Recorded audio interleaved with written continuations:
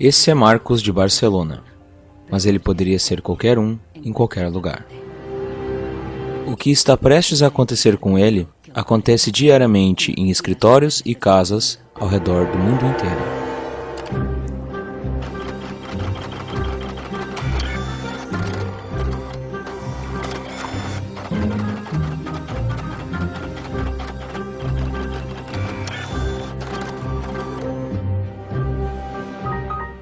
Uma parte dentro da impressora falhou e o fabricante manda ele para assistência técnica.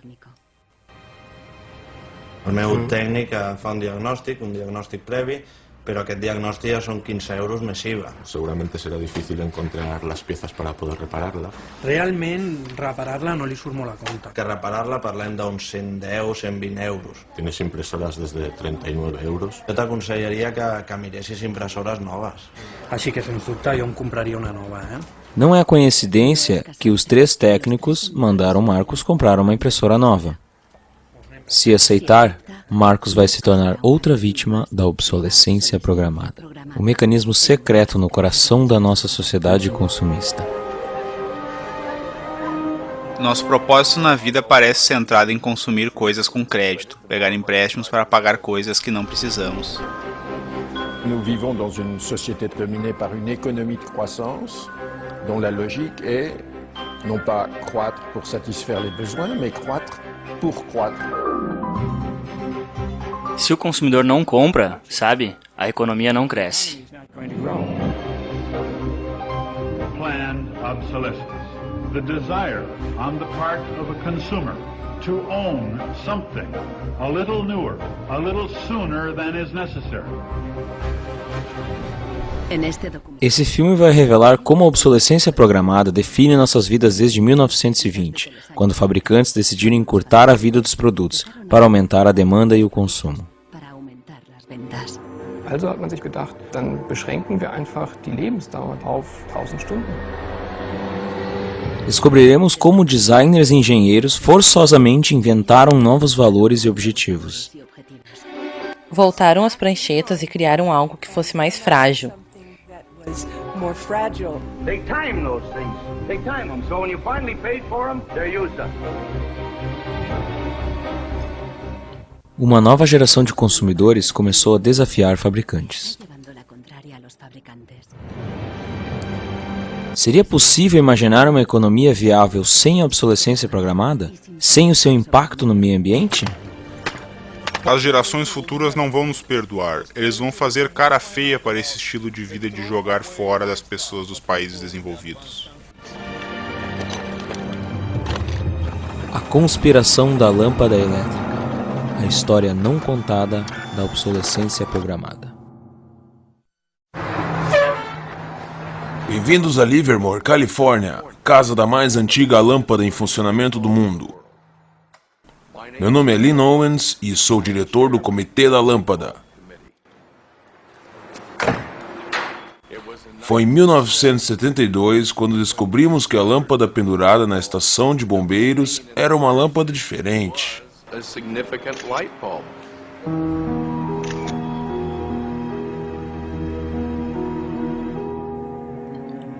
A lâmpada nos bombeiros de Livermore está iluminando continuamente desde 1901. Ironicamente, a lâmpada já durou mais que 2 webcams.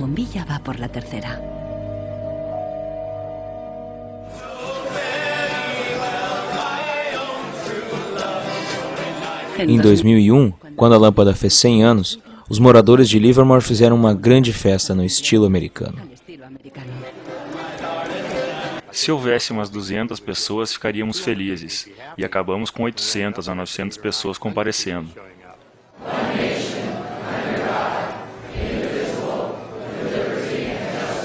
Achamos que ninguém cantaria Feliz Aniversário para uma lâmpada. Bem, achamos que não, mas cantaram.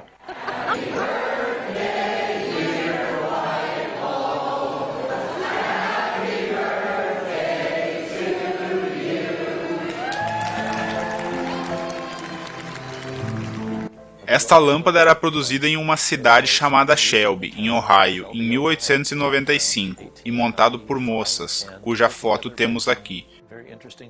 e por estes cavalheiros que investiram na empresa. O filamento foi inventado por Adolf Chalet, que o projetou para durar muito.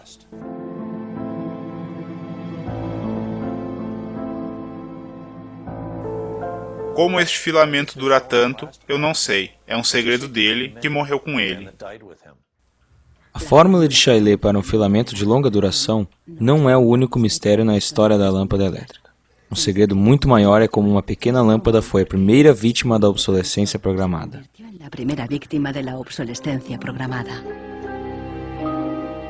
Weihnachten 1924 war ein ganz besonderer Tag.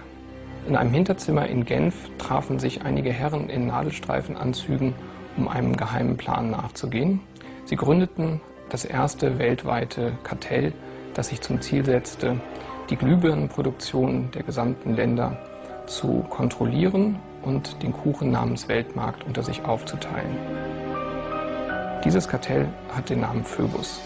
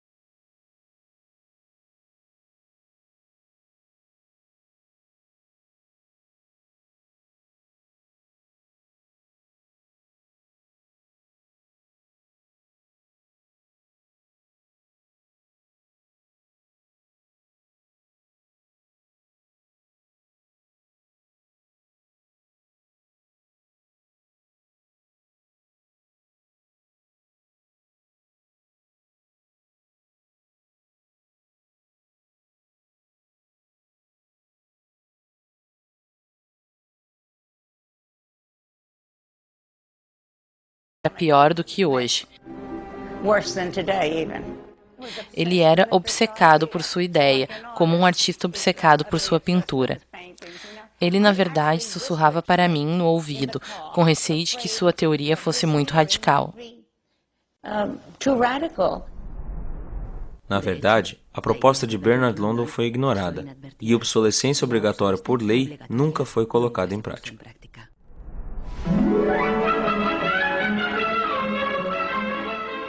Vinte anos mais tarde, nos anos 50, a ideia ressurgiu, mas com uma mudança crucial. Ao invés da obsolescência forçada, os consumidores seriam seduzidos por ela. Planned obsolescence. The desire on the part of a consumer to own something a little newer, a little better, a little sooner than is necessary. We certainly in America and by now... Esta era a voz de Brooks Stevens, o apóstolo da obsolescência programada nos Estados Unidos pós-guerra. Este exuberante designer industrial criou de tudo, de utilidades domésticas a carros e trens, sempre com a obsolescência programada em mente. No espírito da época, os projetos de Brooks Stevens transmitiam velocidade e modernidade, e até mesmo sua casa era diferente. Esta é a casa que meu pai projetou e onde cresci. Quando ela foi construída nos subúrbios, todos achavam que seria nova rodoviária, porque ela não se parecia com uma casa tradicional. Uma das coisas mais importantes que meu pai sempre cuidava em um produto era que deveria haver uma mensagem. Ele detestava produtos que não diziam nada ou que não criassem algum desejo no consumidor que inspirasse a compra.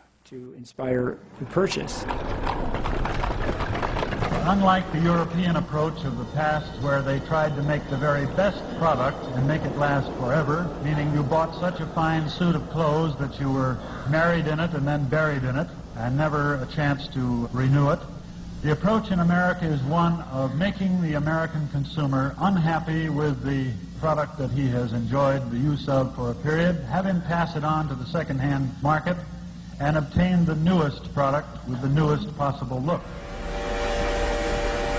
Brooks Stevens viajava pelos Estados Unidos promovendo a obsolescência programada e, discurso após discurso, sua teoria virou a moda do momento.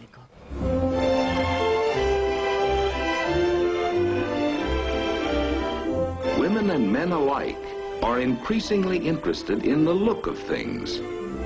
They eagerly give their attention to what's new and beautiful and advanced. Design e marketing seduziram os consumidores a sempre desejarem os últimos modelos. Meu pai nunca desenhou um produto para intencionalmente falhar ou tornar-se obsoleto por alguma razão funcional em um curto período de tempo.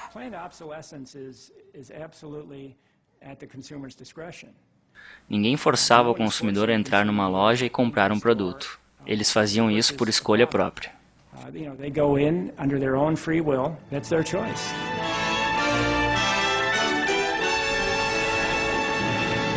Liberdade e felicidade através do consumo ilimitado. O modo de vida americano dos anos 50 tornou-se a base da sociedade de consumo que conhecemos hoje.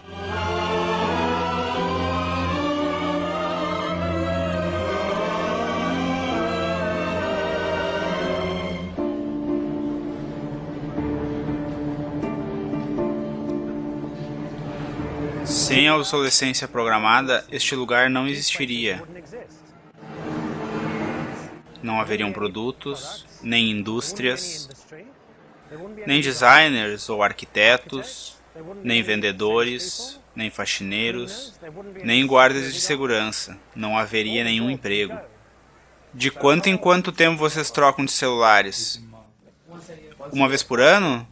Atualmente, a obsolescência programada é parte intrínseca do currículo das escolas de engenharia e design. Boris Knuth ensina o conceito de ciclo de vida dos produtos, um eufemismo moderno para a obsolescência programada. Eu fui às compras para vocês, peguei algumas coisas, uma frigideira, um saleiro, uma camisa, outra camisa. Os estudantes aprendem a projetar para um mundo dominado por um único objetivo: compras frequentes e repetitivas. Vou passar isso e vocês vão me dizer o que acham. Quanto tempo levarão para estragar? Qual será a sua vida útil? Os designers devem entender a empresa para a qual trabalham. A empresa decide, por um modelo de negócios, o quão frequente querem que troquemos os produtos oferecidos. Portanto, esta aula é voltada para os designers, e eles têm que entender e projetar os produtos desta forma, para cumprir exatamente a estratégia do cliente para o qual eles trabalham. A obsolescência programada foi a base do crescimento econômico que o mundo ocidental viveu desde os anos 50. Desde então, crescimento tem sido o objetivo sagrado de nossa economia. Nous vivons dans une société de croissance dont la logique est non pas croître pour satisfaire les besoins, mais croître pour croître, croître à l'infini, faire croître sans limite la production et pour justifier cette croissance de la production, faire croître sans limite la consommation. Serge Latouche é um crítico da sociedade de consumo e escreveu bastante sobre os seus mecanismos. Au fond, il y a trois instruments fondamentaux qui sont la publicité, l'obsolescence programmée et le crédit.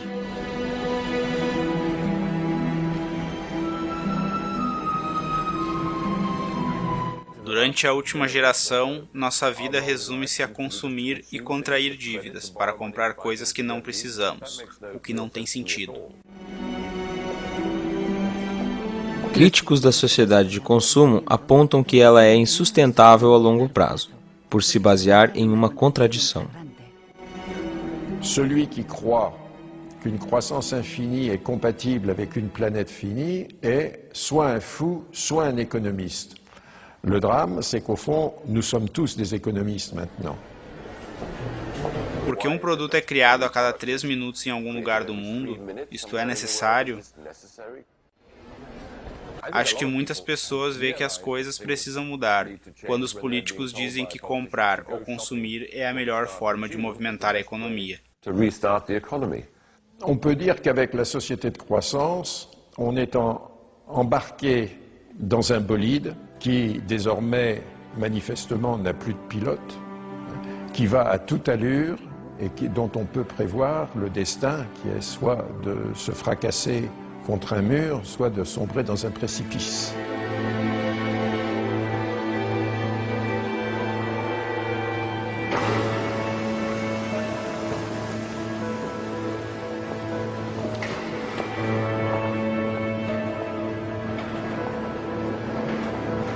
Lendo os manuais de serviço de várias impressoras, Marcos descobriu que a vida útil de muitas delas é definida pelos engenheiros desde o início.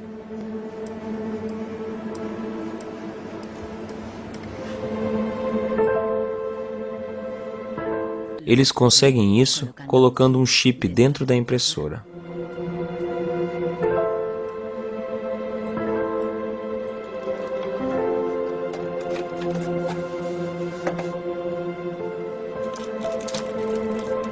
De chip, que és una EEPROM, que és un xip on es guarda una compta d'impressions i quan s'arriba a una determinada compta és quan es bloqueja la impressora i deixa d'imprimir.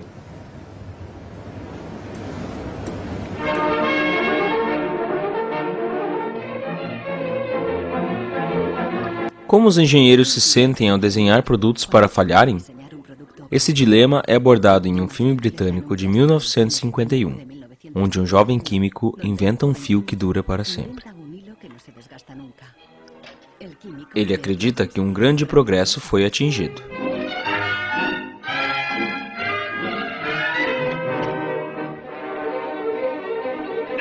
Mas nem todos ficam contentes com sua descoberta. E logo ele se encontra ameaçado, não só pelos fabricantes, mas também pelos trabalhadores, temendo por seus empregos. Isso é realmente interessante e me lembra algo que realmente aconteceu na indústria têxtil. Em 1940, a gigante química DuPont anuncia a chegada de uma revolucionária fibra sintética, o nylon. As mulheres comemoraram as meias de longa duração. mas a alegria teve vida curta. Meu pai trabalhou na DuPont antes e depois da guerra, na divisão nylon. Ele me contou a história sobre quando o nylon apareceu e eles tentaram usá-lo em meias. Pediram aos homens da sua divisão para levar as meias para casa para que suas esposas e namoradas testassem. Meu pai trouxe para minha mãe e ela ficou maravilhada com o produto porque ele era muito resistente. She was delighted with the first products because they were so sturdy. Os químicos da DuPont tinham tudo para se orgulhar de seu feito, pois até os homens testemunhavam a robustez das meias. O problema era que elas duravam demais. As mulheres estavam muito felizes pelo fato de que elas não rasgavam. Infelizmente, isso significava que a empresa que produzia as meias não iria vendê-las em quantidade. A DuPont deu novas instruções ao pai de Nichols Fox e seus colegas. Mandou os homens da sua divisão de volta às pranchetas, para que fizessem as fibras mais fracas e inventasse algo que fosse mais frágil e que rasgasse, para que as meias não durassem tanto.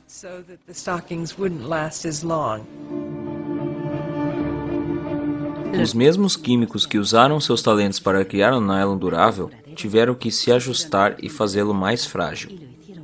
Os fios indestrutíveis desapareceram das fábricas, assim como no filme. We need control of this discovery. Complete control. If you want twice the amount in that contract, we will pay it. $250,000. To suppress it. Yes. Como os químicos da DuPont se sentiram ao deliberadamente reduzir a vida de um produto?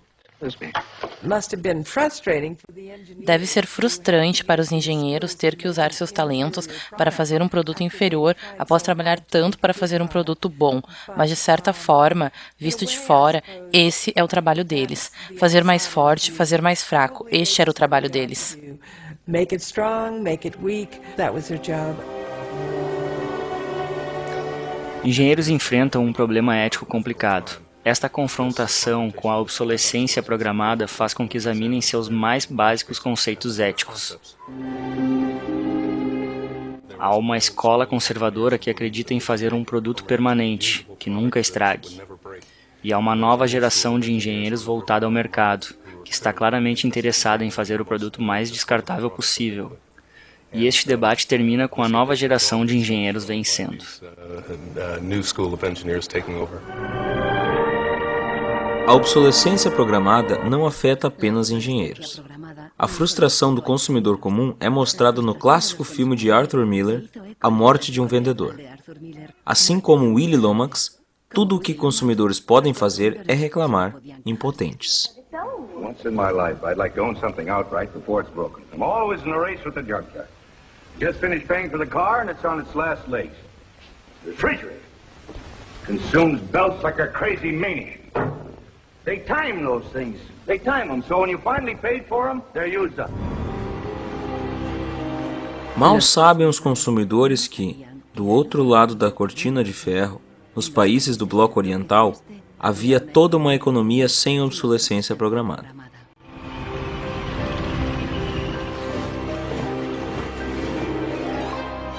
A economia comunista não era guiada pelo livre mercado, mas centralizada pelo Estado. Era ineficiente e atormentada pela falta crônica de recursos. Num sistema assim, a obsolescência programada não fazia sentido.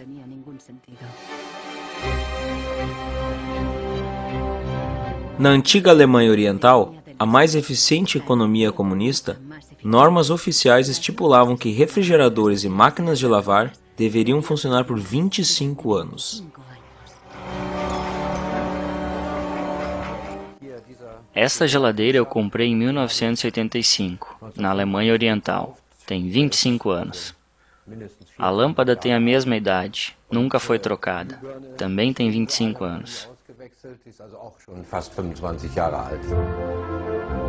Em 1981, uma fábrica de lâmpadas de Berlim Oriental lançou uma lâmpada de longa duração.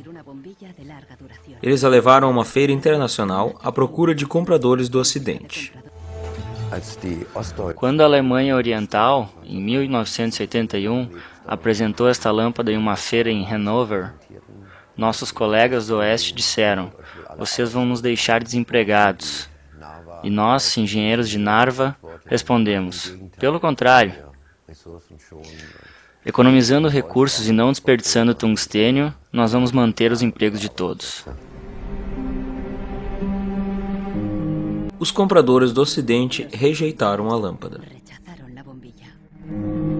Em 1989, o Muro de Berlim foi derrubado. A fábrica foi fechada e a lâmpada parou de ser produzida. Hoje, ela pode ser vista em exposições e museus.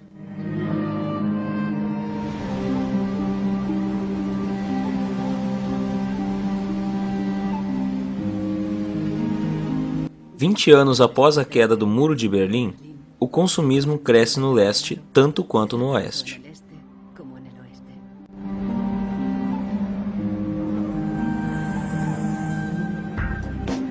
Mas há uma diferença. Na era da internet, os consumidores estão prontos para lutar contra a obsolescência programada. O primeiro movimento importante que fizemos foi o filme contra o iPod. Eu estava completamente quebrado após comprar um iPod por $500. E 8 ou 12 meses depois, a sua bateria morreu. Eu liguei para a Apple pedindo para trocarem a bateria e a política deles na época mandava os usuários comprarem um novo. Was to tell their customers to buy a new iPod. Might as well go get a new one. Apple doesn't offer. No. Apple doesn't offer a new battery for the iPod?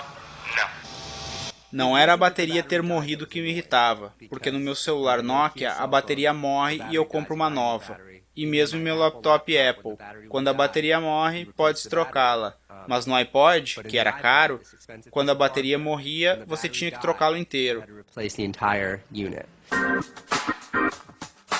Então, meu irmão teve a ideia de fazer um filme sobre isso. Usamos um gabarito tipo stencil e spray e marcamos todos os anúncios de iPod que achamos na cidade.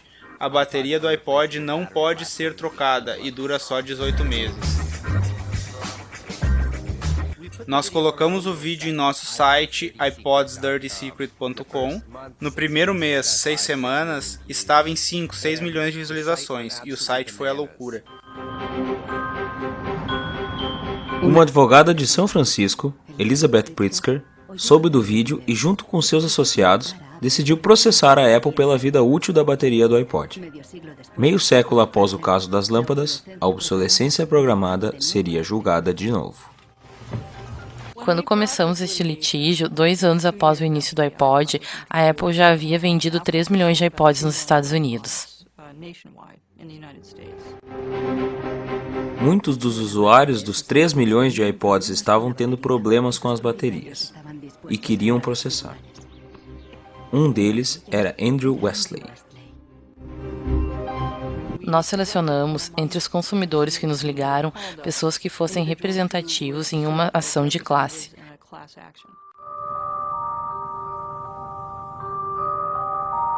A ação de classe é um dispositivo interessante nos Estados Unidos, onde um pequeno grupo de pessoas toma o lugar de um grande grupo para representar-se perante o tribunal.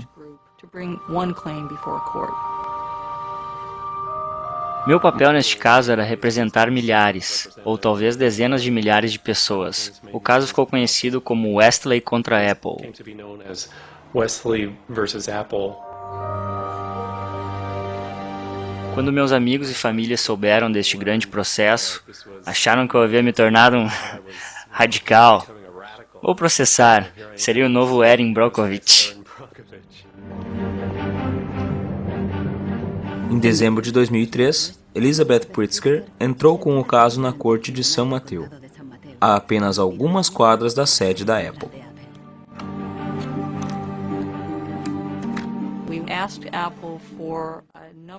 Nós pedimos à Apple a documentação técnica sobre a vida útil da bateria do iPod e recebemos uma montanha de dados técnicos sobre o projeto da bateria, sobre os testes, e descobrimos daí que o tipo de bateria de lítio que era empregada no iPod foi projetada desde o início para ter um período de vida útil muito curto.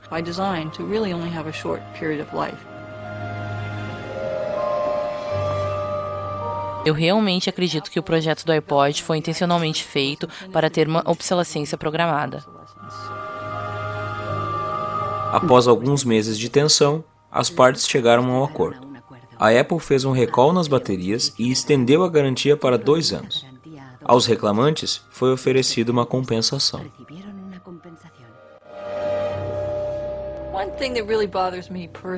Uma coisa que me irrita pessoalmente é que a Apple se autopromove como uma empresa jovem, moderna e de vanguarda, e para uma empresa assim, não ter uma boa política ambiental que permita aos usuários retornar os produtos para adequada reciclagem é contraprodutivo, vai contra a imagem divulgada. Proper recycling and disposal is really counterintuitive and counter to their message.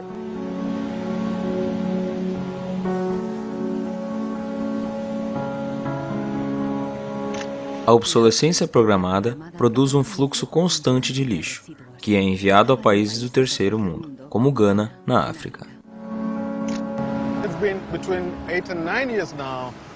Já faz 8 ou 9 anos desde que eu notei lotes e lotes de containers chegando neste país com lixo eletrônico.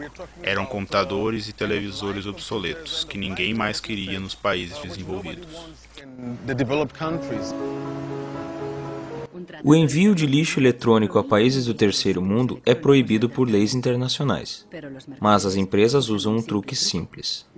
Elas declaram o lixo como produtos de segunda mão.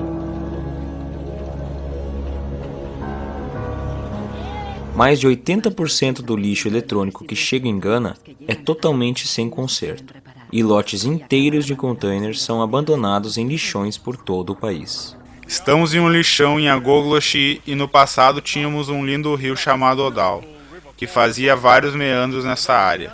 Antigamente era um rio riquíssimo de peixes e havia uma escola não muito longe daqui, de onde as crianças vinham jogar futebol e brincar no rio. Os pescadores organizavam corridas de barcos, eu me lembro muito bem. Mas agora está tudo acabado, já era. E isso me deixa muito, muito triste e muito furioso. And it makes me angry.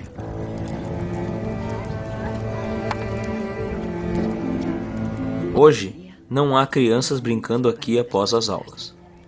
Ao invés disso, filhos de famílias pobres vêm aqui para catar metais. Elas queimam a capa plástica dos fios dos computadores para levar o metal de dentro.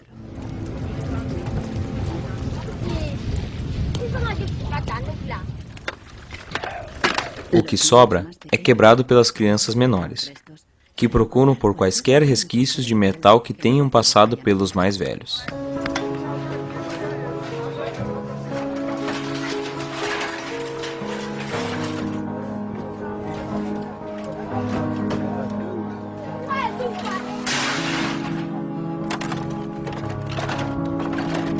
As empresas que enviam esse lixo dizem: estamos tentando quebrar a barreira digital entre a Europa, Estados Unidos e o resto da África, como Gana. Mas a realidade é que estes computadores que eles mandam para cá simplesmente não funcionam. Não há sentido em receber lixo eletrônico se não é aproveitável, ainda mais quando não foi produzido aqui e o país é usado como uma lixeira do mundo.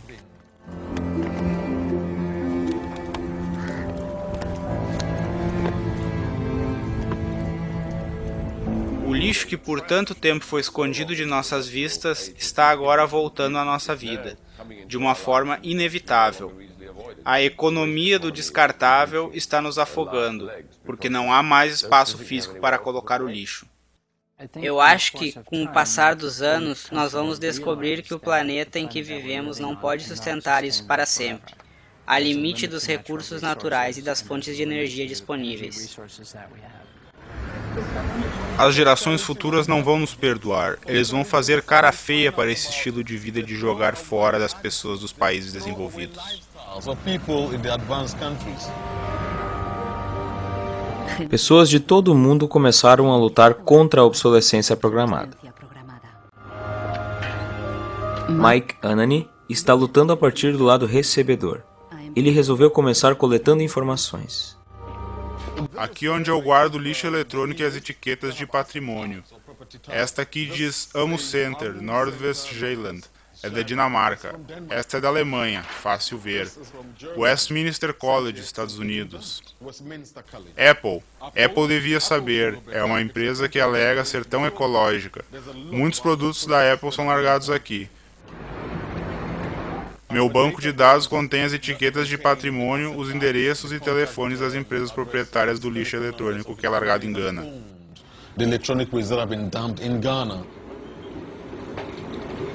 Mike pretende transformar essas informações em evidências para um processo.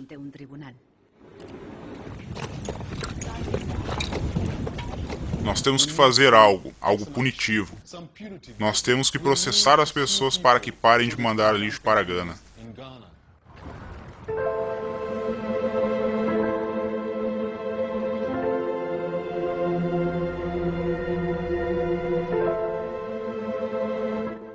Marcos está na internet de novo, procurando uma forma de aumentar a vida de sua impressora. Ele descobriu um site russo que oferece um software grátis para impressoras com os chips contadores. O programador até mesmo explica as suas motivações pessoais. This happens due to bad construction. This is their business model, not a good one for user and environment. So I looked and found a way to make user-friendly software to allow active users reset an input counter. Marcos não sabe o que esperar, mas baixou o programa assim mesmo. De uma pequena vila na França, John Thackra luta contra a obsolescência programada, ajudando as pessoas a compartilhar projetos e ideias que vêm de todo o mundo. Em países pobres, as coisas são reparadas naturalmente. A noção de jogar algo fora só porque não funciona mais é vista como algo desprezível e impensável pelas pessoas. Na Índia, há uma palavra, jugad, que descreve essa tradição de consertar as coisas, não importa a complexidade delas. Eu tento encontrar pessoas que estejam fazendo algo real no mundo, ao invés de apenas falarem ou fazerem declarações abstratas sobre quão ruins as coisas estão e que devem mudar.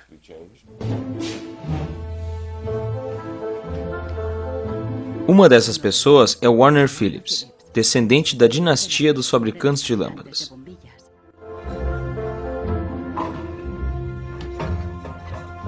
Eu me lembro do meu avô me levando a uma das fábricas da Philips, em Eindhoven, me mostrando como as lâmpadas eram fabricadas. Era muito legal.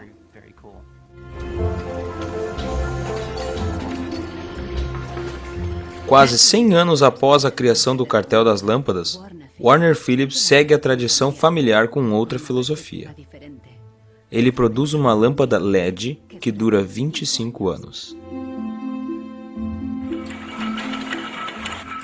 It's not like there's a green world and there is a business world. Proteção ambiental e negócios não são dois mundos diferentes.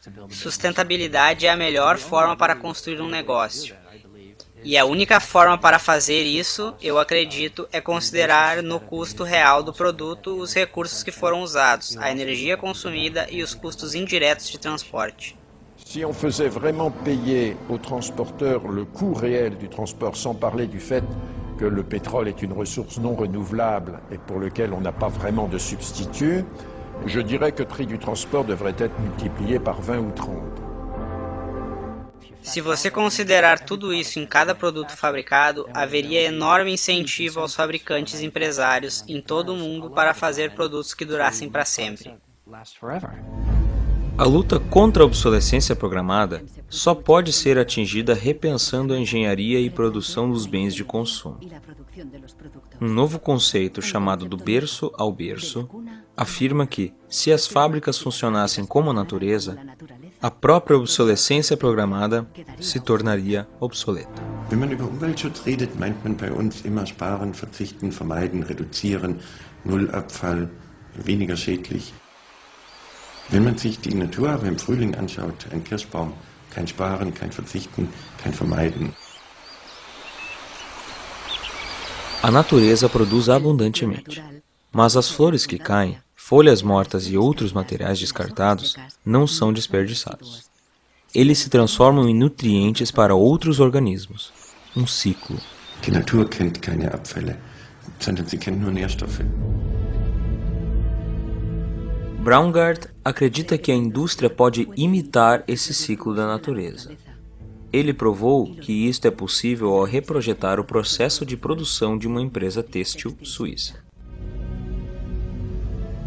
Wenn man zum Beispiel so einen Stoff hat dazu, ein Sofa damit bezieht oder ein Stuhl, dann sind die Zuschnitte, was man abschneidet, so giftig, dass es als Sondermüll entsorgt werden muss. Braungart descobriu que centenas de produtos altamente tóxicos eram rotineiramente usados na fábrica. Para a produção de novos tecidos, Braungart e sua equipe as reduziu a 36 substâncias biodegradáveis. Wir suchen jetzt alle Zutaten raus, dass man sie auch essen könnte. Das heißt, Sie können die klein schneiden und in Müsli packen, wenn Sie wollen. Wenn man eine Müllgesellschaft hat, ist jedes kurzlebige Produkt natürlich ein Müllproblem. Wenn es aber eine Gesellschaft ist, die Nährstoffe macht, ist jedes kurzlebige Produkt wieder eine Chance, etwas Neues zu machen. Para os mais radicais críticos da obsolescência programada, reformar a produção não é suficiente. Eles querem que repensemos todo o sistema econômico e nossos valores. C'est une vraie révolution. C'est d'abord une révolution culturelle, parce que c'est un changement de paradigme, c'est un changement de mentalité. Essa revolução é chamada decrescimento. Serge Latouche viaja de conferências a conferências, explicando como chegar a isto na sociedade como um todo. La décroissance, c'est un slogan provocateur qui a pour fonction de rompre avec le discours un peu euphorisant de la croissance possible, infinie, soutenable, et donc pour marquer la nécessité de changer de logique. L'essentiel du programme, en quelque sorte de la décroissance, tient en un mot réduire. Réduire notre empreinte écologique, réduire nos gaspillages, notre surproduction, notre surconsommation. Réduisant la consommation, en réduisant la production, mais en libérant du temps libre, on peut développer d'autres formes de richesse qui ont l'avantage de ne pas s'épuiser quand on les consomme, comme l'amitié, le savoir. Nós cada vez mais confiamos nos objetos para nos dar o senso de autoestima e identidade.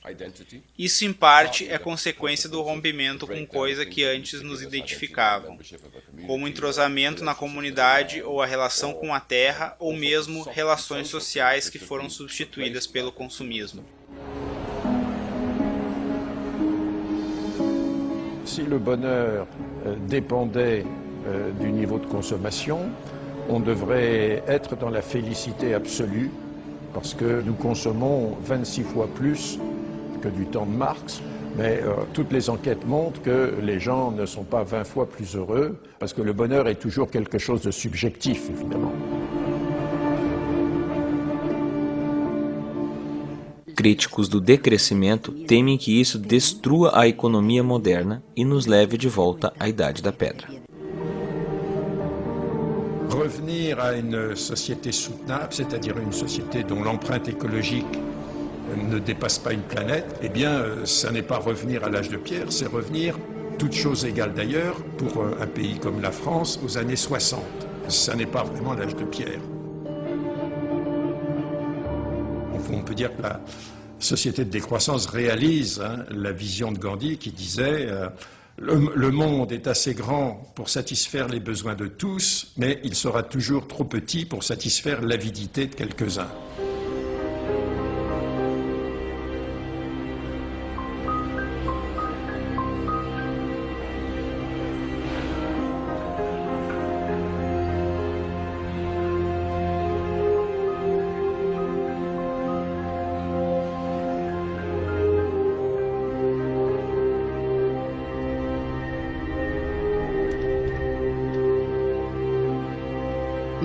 Marcos está instalando o software russo em seu computador.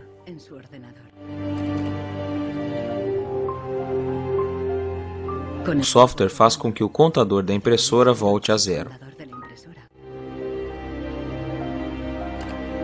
e a impressora imediatamente desbloqueia.